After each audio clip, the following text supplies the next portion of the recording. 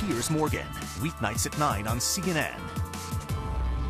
Sometimes juries want to impose the harshest penalty, and they think maybe that if they impose life imprisonment, it'll be a harsher penalty than the death penalty. It'll certainly be a lot less expensive for the state. To execute somebody costs millions of dollars with repeated appeals.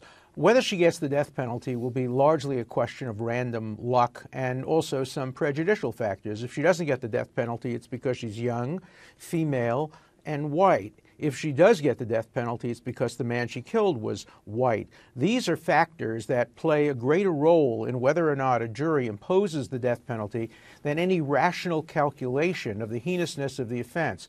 Generally, in domestic-type situations, the death penalty is not unanimously found by the jury. But when you have a situation like this, where a woman lied repeatedly to the jury, insulted the intelligence of the jury, she may well have walked herself into the death chamber as the result of the tactic she and her lawyers employed at the trial.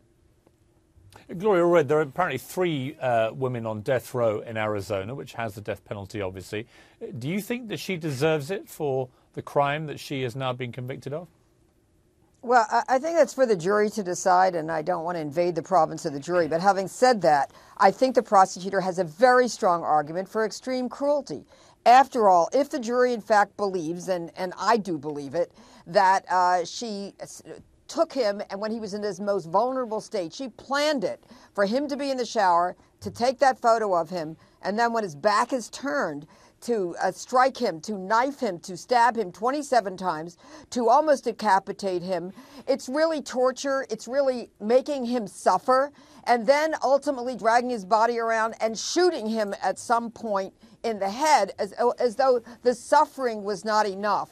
If the jury believes all of that, they're going to find extreme cruelty. They're going to weigh aggravating versus mitigating circumstances. And the mitigation may be that she has no prior criminal history, but the aggravating circumstances may be such that they're going to find that they have to impose the death penalty. And her manipulation of the jury by saying, I want to die, in other words, give me what I want, and maybe supposedly that's reverse psychology, so that they don't give her what she wants, they give her a life, I don't think that's going to have an impact on them. I agree.